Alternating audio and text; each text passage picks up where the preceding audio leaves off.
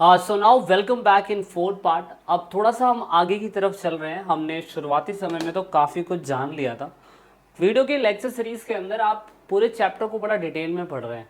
आप एक एक पार्ट की बारीकी समझ रहे हैं और इतना डीपली नॉलेज ले रहे हैं कि आपको आने वाले एग्जाम के अंदर भी काफ़ी फ़ायदा होने वाला है।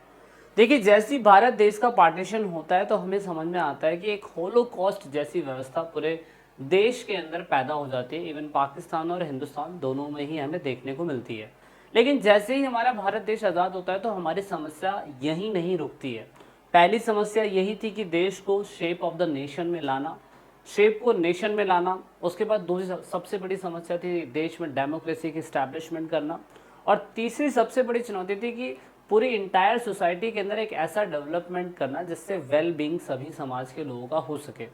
अब भारत देश तो आज़ाद हो चुका है। अब देखो, डेमोक्रेसी स्टैब्लिश करनी है, नेशन को शेप में लाना है और वेलबींग फॉर ऑल सोसाइटी भी हमें करना है। तो भारत को ये सारी चीज़ें करने के लिए अब समस्याओं का सामना करने की ज़रूरत है। तो सबसे पहली बात थी शेप ऑफ द नेशन, मतलब पूरे भारत के अंदर अगर हम पूरा भारत ही एक नहीं बना पाएंगे तो हम भारत को शेप में कैसे ला पाएंगे। तो यहाँ पे सबसे बड़ी चुनौती थी integration of the princely state, रियासतों का एकीकरण करना। आप ये उस टाइम का मैप देख सकते हैं जिस टाइम पीरियड पे भारत के अंदर अंग्रेजों का राज हुआ करता था। अब आपको क्या लग रहा होगा कि अगर अंग्रेजों का राज हुआ करता था तो क्या पूरा का पूरा भारत गुलाम था? भारत नहीं, ऐसा बिल्कुल भी नहीं है। पूरा का पूरा भारत गुलाम नहीं था। उस टाइम पीरियड पे प्रिंसली स्टेट भी भारत के अंदर रहा करते थे। थोड़ा सा आपको डीपली समझाने की कोशिश करता हूँ। आप इस मैप पे फोकस करिए। देखिए, जितना भी रेड वाला प्लेस आपको दिखाई दे रहा है इस पूरे हिस्से को अंग्रेजों ने कैप्चर किया हुआ था। लेकिन जितना भी आपको ब्लू वाला प्लेस दिखाई दे रहा है उतने हिस्से के अंदर आप देखेंगे तो प्रिंसली स्टेट यानी कि देसी रियासतें या रजवाड़े, जिनके पास अपनी खुद की करेंसी, जिनके पास अपने खुद के कॉइन्स, जिनके पास अपने खुद खुद के नोट भी हुआ करते थे, खुद की क्या कहते हैं कैलवरीज भी हुआ करती थी, खुद की आर्म फोर्स भी हुआ करती थी। कुछ कुछ राजा तो ऐसे भी हमें देखने को मिलते थे। अब आपको क्या लगता है कि पूरा का पूरा भारत गुलाम था? नहीं, सिर्फ इतना सा हिस्सा जो था गुलाम था। और आप देखेंगे इसे ब्रिटिश इंडिया प्रोविजन के नाम से पुकारा गया। यानी कि जब भारत आज़ाद हुआ ना तो उस टाइम पीरियड पे पीला स्टेट जो आपको दिखाई दे रहा है ये आज़ाद नहीं हुआ। सिर्फ ये रेड स्टेट जो आपको दिखाई दे रहे हैं जिसमें 12 प्रांत हमें दिखाई देते हैं, उस 12 प्रांतों को अंग्रेजों के द्वारा आज़ाद कराया गया था। और जबकि दूसरा था प्रिंसली स्टेट वाला पार्ट, और इस प्रिंसली स्टेट वाले पार्ट को आज़ाद नहीं कराया गया था। बहुत गलत फहमी में आप लोग जी रहे हैं अगर आप लोग एनसीईआरटी पढ़ रहे हैं और आपको लगता है कि पूरा भारत गुलाम अंग्रेजों का था। ऐसा नहीं है। हाँ, ये मैं कह सकता हूँ कि इन इलाकों के अंदर वो स्वतंत्र तो थे, लेकिन अंग्रेजों को डायरेक्ट और इनडायरेक्ट उनसे मदद लेते थे और उनको एक तरीके से सेवा करते थे पैसों के लिए। अब जब भारत देश आज़ाद हो रहा था तो इसी के अंदर पाकिस्तानियों की अलग डिमांड थी, हिंदुस्तानियों की अलग डिमांड थी। अब अंग्रेज जो थे ना वो ये कहना चाहते थे कि जब हम किसी भारत को छोड़ के जाएंगे तो भाई देखो हम क्या कहते हैं किसी को दुखी नहीं छोड़ सकते, किसी को नाराज नहीं छोड़ सकते। और ऐसी सिचुएशन के अंदर आप देखोगे अंग्रेजों ने दो चीज़ हमारे सामने ला के रख दी। सबसे पहला आप देख सकते हैं यहाँ पे था, this is called the paramountcy of British crown. मतलब कि जो अंग्रेजी सरकार ब्रिटिश रियासतों के ऊपर कब्जा नहीं कर रही थी, जिनको ब्रिटिश रियासतों ने 565 राजाओं के ऊपर उनकी ज़मीनों को कैप्चर नहीं करा हुआ था, वहाँ पे अंग्रेज राज कर रहे थे इनडायरेक्टली। डायरेक्टली नहीं, सिर्फ टैक्स लेते थे। लेकिन आप ये देखोगे कि जब भारत देश आज़ाद होने की बारी आई तो प्रॉब्लम सबसे बड़ी क्या थी? Paramountcy of British crown over princely state did not lapse after the end of British rule. अब जब भारत के अंदर अंग्रेजों का शासन खत्म होता है तो यहाँ पे जो देसी रियासतें थे उनका शासन तो ना खत्म होगा। अब ऐसे सिचुएशन के अंदर अंग्रेज तो चले गए बट 565 रियासतों के पास तीन ऑप्शन छोड़ के चले गए। अब तीन ऑप्शन था हमारे लिए गले की हड्डी। गले की हड्डी तीन ऑप्शन इतना बड़ा था कि हम सोच नहीं पा रहे थे कि अब क्या करें बाबूजी। यहाँ पर बहुत बड़े तेज तर्रार समझदार होशियार बामुलायजा हमारे जो थे वो थे सरदार वल्लभ भाई पटेल। इन्होंने इस समस्या को सॉल्व करा। सबसे पहले समझते हैं कि अंग्रेजों ने उन 565 रियासतों को क्या ऑप्शन दिया। उन्होंने कहा या तो आप पाकिस्तान में मिल जाओ, या तो आप इंडिया के साथ जुड़ जाओ, और या तो आप आज़ाद रहो। अब अगर वो आज़ाद रहते तो बहुत बड़ी प्रॉब्लम, कि आधा हिस्सा आज़ाद है, आधा हिस्सा पूरी तरीके से क्या कहते हैं देसी रियासतों का, नवाबों का चल रहा है अलग ही। पाकिस्तान में विलय हो जाते हैं तो भी हमारे लिए दिक्कत है, इंडिया में विलय हो जाते तो फिर तो वाह भाई क्या बात है।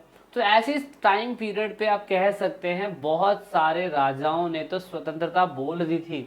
यहाँ पे बोल दिया था त्रावणकोर के पहले रूलर, जो अभी केरला आपको दिखाई देता है, पहले वो त्रावणकोर होता था, उसने कहा कि भैया हम तो आज़ाद हैं, हम तो भारत के साथ है ही नहीं, हम तो गुलाम ही नहीं थे कभी, तो हम क्यों जाए भाई कहीं।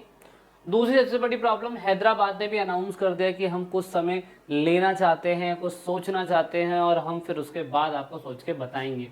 तो हैदराबाद के निज़ाम, जिन्हें हम उस्मान अली खां बोलते हैं, उन्होंने भारत की स्वतंत्रता का उद्देश्य एकता, आत्मसमर्थन और लोकतंत्र के लिए शुरुआती समय मना कर दिया। In the most princely state, governor were run in the non-democratic manner, और जहाँ जहाँ पे प्रिंसली स्टेट थे वहाँ पे सरकार चलती थी पर नामात्र के बराबर चलती थी, धंधा वंदा ढंग से चला नहीं पाया था सरकार अभी, क्योंकि अभी तो ये लोग हैं ना। ऐसी सिचुएशन में government of India against the possible division, उन्होंने कहा ऐसे तो ना हो सकता है, आप लोग अगर भारत आज़ाद करके जा रहे हैं तो पूरा भारत आज़ाद करोगे ना, 565 रियासतों के लिए हमारे लिए क्या करके जा रहे हो। तो ऐसी सिचुएशन में सरदार वल्लभ भाई पटेल को बोला गया।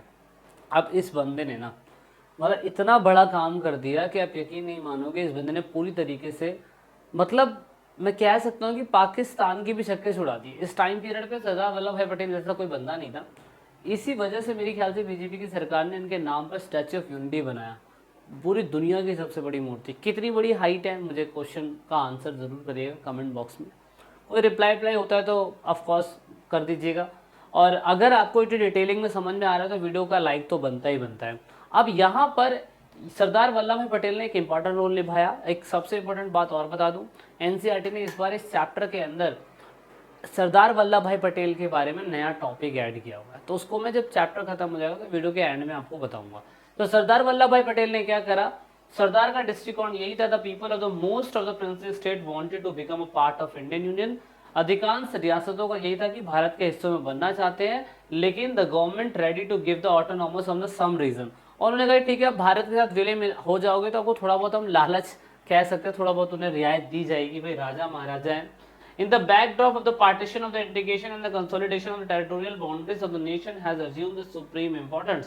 भारत के विभाजन के टाइम पीरियड पे हमने देखा कि क्षेत्र की सीमाएं खराब नहीं होनी चाहिए भैया, हमारे लिए सबसे ज़्यादा ज़रूरी है भारत देश। वंदे मातरम, भारत माता की जय। अब ऐसे सिचुएशन में सरदार वल्लभ भाई पटेल ने उन चारों रियासतों को बहुत ही अच्छी तरीके से क्या कहते हैं जोड़ा। भारत के उप प्रधानमंत्री यही थे, गृह राज्य मंत्री भी यही बने, बड़ी कूटनीति तरीके से सभी 565 राजाओं से बातचीत करी, और जिन जिन लोगों से बातचीत होती जा रही थी उन लोगों से हम लोगों ने इंस्ट्रूमेंट ऑफ एक्सेशन पे साइन करवाते जा रहे थे। इंस्ट्रूमेंट ऑफ एक्सेशन पेपर के अंदर आता है, इसे विलय संधि पत्र बोलते हैं। 565 रियासतों ने जिन्होंने भी क्या कहते हैं अपने आप को बोला कि हम आज़ाद नहीं हैं, हम भारत के साथ आना चाहते हैं, तो हमने उनसे माँ कसम खिलवा ली। एक तरीके की माँ कसम ही संधि पत्र, आपने रिटर्न में बोल दिया कि हम भारत का हिस्सा बनना चाहते हैं। अब बहुत सारे हिस्से भारत के हिस्से में नहीं आए, जिसमें से जूनागढ़, हैदराबाद और उसके बाद जम्मू एंड कश्मीर, मणिपुर यूनिवर्सिटी मुझे याद आ रहा है, मणिपुर, इन 4 रियासतों को सरदार वल्लभ भाई पटेल ने बड़ा ही दिमागदार लगा के, सारी राजनीति कूटनीति बैठा के इन सबको एक करने की कोशिश करी। अब आप देख सकते हैं कि ये वीडियो कितनी ज़्यादा इंपॉर्टेंट होने वाली है आपके लिए। तो मिलते हैं वीडियो के नेक्स्ट पार्ट में जानेंगे कि सारे के सारे एक साथ कैसे जुड़े। So this is it in this video, thanks for watching the video till the end. जय हिंद, जय भारत, वंदे मातरम।